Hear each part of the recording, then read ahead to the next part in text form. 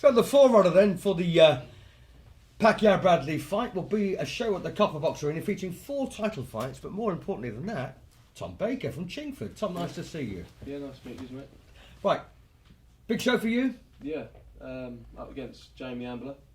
It's my 8th fight, and he's very experienced. Well, he's won more fights than you've had. Yeah. So come on, Yeah, how do you deal with a big lad? He's a tall lad, 6'3", I think he is. Yeah, around about that size. Yeah, he's very experienced. He's been in with a few good opponents himself, and but yeah, I'm ready for him, and you know, I've been getting ready to spar and tall of fellas. Frank Briglione, Billy Joe Saunders a bit short, but you know, I've had some good sparring, and yeah, I'm ready for him. And it's all stood obviously in good stead. Yeah. You look fit, and you're virtually down to the weight now on your super middleweight. Yeah, I'm at not long moved up to super middle. It's my 2nd fight at super middle, but yeah, I'm on the weight, pound over, £2, and feeling good. I remember that tip I gave you earlier. Yeah, will do. I'm delighted to say that we have the senior boxing writer at Boxing News with us here, Danny Flexen. Danny, any thoughts on Tom's upcoming bout? I think I was saying to Tom when we were off air, it very much depends which Jamie Ambler turns up. I've seen Jamie a number of times. Like you said, he is very tall, he's got incredibly long arms. He's quite a good technical boxer when he's in the mood. And if that Jamie Ambler turns up, I think it'll be quite an exciting fight. I think styles will mesh really well. I think Tom will be forced to put pressure on. And I think it'll be good to watch for the fans. I think if Jamie comes and he hasn't got that urgency about him, then it could be an easy night, maybe a quick night for Tom. So I guess you win either way, really. Yeah. Thanks for that. And Ron, you know, you remember Tom, of course, when he was a youngster. Listen, Tom was a top-class amateur. If he's got one fault, he sometimes uses too much heart and not enough brains. He's got real boxing ability, and the one thing he can be is dragged into a fight. When he boxes, Tom, he's very, very determined, throws a lot of punches. He'll throw too many punches for Jamie Ambler, but his skill, Tom's got real skill when he uses it. Long shots, places his shots well, whips in uppercuts. Very good fighter to watch, Tom. Thank you for that, Ron. Now, Danny, Steve. in recent times there has been criticism, worthy criticism, of some of the shows that we've had in Britain. How does this one address that?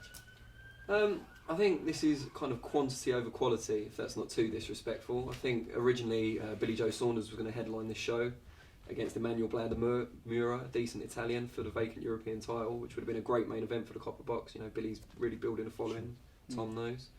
And unfortunately, Billy got injured his hand.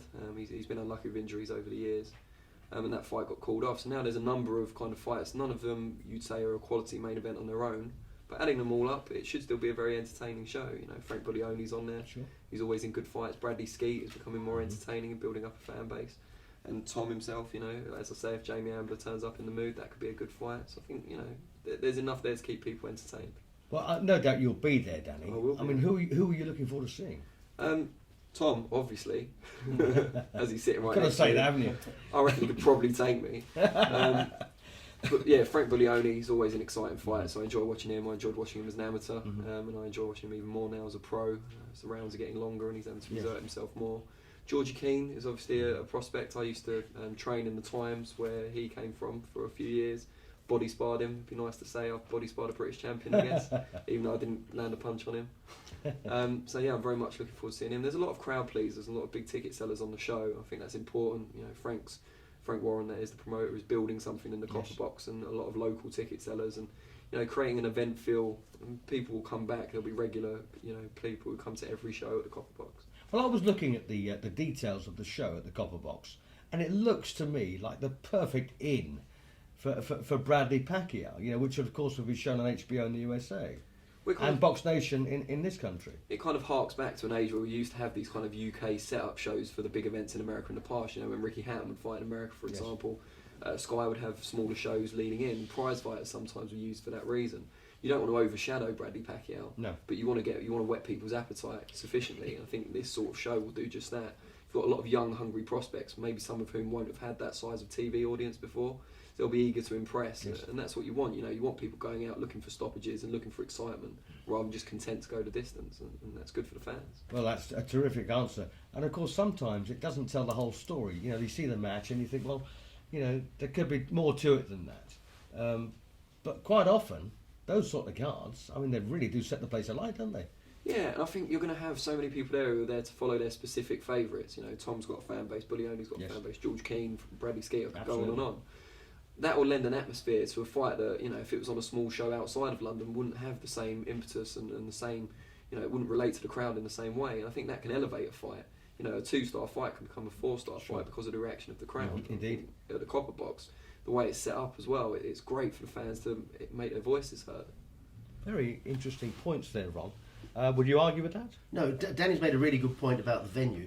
Some venues have atmosphere even before people are in it. The Copper Box for boxing, everyone's got a perfect view. It doesn't matter where your seat is, you've got a perfect view, and it's a proper full theatre. You're in the round, properly in the round. The ring is genuinely in the middle of the hall, so the atmosphere is there right from the start. And the great thing about this show, from my point of view, is that they're all prospects. All of these guys were top amateurs. There's not one of those lads on that weren't the top amateur, and they're all expected to pull up trees as pros. Yes, of and, course. and they're all, in a way, they all know each other. They've all grown up with each other, but they're competing with each other, audience-wise, and for who's going to be top of the bill. And there's another little prospect not mentioned there, which is a really entertaining fighter, Mitchell Smith. Oh, absolutely. You know, great From my fun. end of the woods. Your little buzzsaw, yeah. Great fun. Well, I tell you what, I hope it does actually live up to its expectations, because I've got expectations. We all have, of course we have. I hope it does, and of course it leads beautifully into Pacquiao Bradley. Yeah. Thank you, guys. Cheers.